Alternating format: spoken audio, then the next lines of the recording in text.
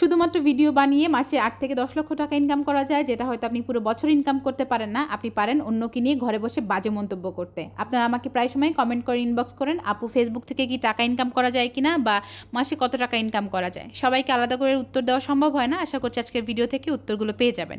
প্রথমত, ফেসবুক থেকে আপনাকে এমনিতেই টাকা দিবে না, তার জন্য কিছু ক্রাইটেরিয়া আছে, যেমন 2 মাসের মধ্যে 60,000 মিনিট ওয়াচ টাইম, 5,000 ফলোয়ার এবং 5টা অ্যাক্টিভ ভিডিও থাকতে হবে। এরপর যদি আপনার পেজে পলিসি ইস্যু না থাকে, আপনি মনিটাইজেশনের জন্য অ্যাপ্লাই করতে পারেন। একসেপ্ট হয়ে গেলে আপনি পেজ থেকে টাকা ইনকাম করতে পারবেন। শুরুতে যে আপনি লক্ষ লক্ষ টাকা ইনকাম করতে পারবেন এমনটা নয়, তবে ধৈর্য ধরে অপেক্ষা করলে একটা সময় আপনি ভালো একটা অ্যামাউন্টের টাকা ইনকাম করতে পারবেন। শুধু যে মনিটাইজেশন থেকে ইনকাম করা যায় এমনটা কিন্তু নয়। আপনি ব্র্যান্ড প্রমোশন করে টাকা ইনকাম করতে পারেন, বিজ্ঞাপন করতে পারেন, লাইভ করতে পারেন, ছবি পোস্ট করে ইনকাম করতে পারেন। অনেকেই দেখি কমেন্ট করেন যে যখন মনিটাইজেশন বন্ধ হয়ে যাবে তখন আপনারা কি করবেন, আর এইসব কমেন্ট বেশিরভাগ সময় মহিলারা মহিলাদেরকে করে। এইসব মহিলারাই হচ্ছে তারা যারা বয়স হলে ছেলের বউয়ের পিছনে লাগে, সেই কুচুটে শাশুড়িগুলো। মাথায় বুদ্ধি থাকলে আপা টাকা এবং কাজের দুটোর কোনোটারই অভাব হয় না। আবার একদল আপু আছে যারা প্রায় সময়ই কমেন্ট করতে থাকবেন, আপনারা তো ফ্রি খান, ফ্রিতে নেন, সব কিছু আপনারা ফ্রি পান। 10 টাকা ডিসকাউন্ট পেলে যখন সেই দোকানের সামনে গিয়ে হুমড়ি খেয়ে পড়ে থাকেন, বাই ওয়ান গেট অন অফারে যখন লম্বা লাইনে দাঁড়ায় থাকেন, তখন আপনার লজ্জা লাগে না? ফ্রি পাইলে কে না নেয় বলেন তো আপা? আর এমন অনেক আপু আছে যারা আপনার মতো আকাজের ঢেকি না, ঘরে বসে কিছু করতে চায়, ইনবক্স করে, আপু আমার ছোটো একটা প্রোডাক্ট প্রমোশন করে দেন, আমার কাছে অনেক টাকা নাই। আপনারা তো জানেন 1 ঘন্টা লাইভের জন্য যারা ব্র্যান্ড প্রমোশন করে 40 থেকে 50,000 টাকা নেয়। তাদের ছোটো একটা প্রোডাক্ট যদি আমার ভিডিওর মাধ্যমে প্রমোশন হয়ে যদি তার কিছুটা সেল হয়, আপনার অসুবিধা কোথায় বলেন তো? সে যদি কিছুটা সচল হয় তাতে আপনার অসুবিধা কোথায়? আমি এমন অনেক পরিবার দেখেছি যারা অনেক কষ্টে দিন যাপন করতো, কিন্তু ভিডিও বানিয়ে এখন আলহামদুলিল্লাহ সচল হয়ে খেয়ে পড়ে ভালো আছে।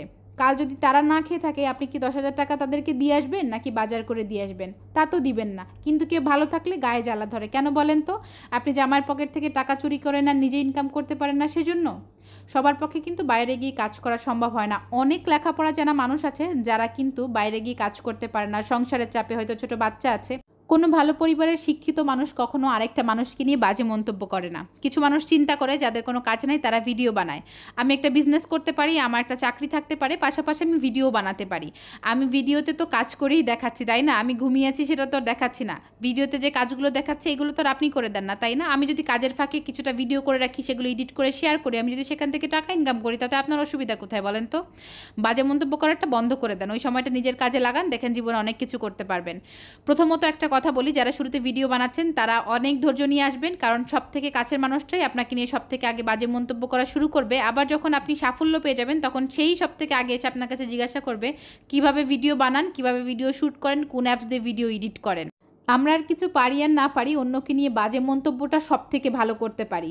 কেউ ভালো কিছু করছে তাকে উৎসাহ দিলে যে সে আর অনেক দূর এগিয়ে যেতে পারে, এই চিন্তা আমরা করি না। আমরা চিন্তা করি কিভাবে টেনে হিচড়ে তাকে নিচে নামানো যায়। সাথেই কি আমাদের জাতীয় খেলা হাডুডু?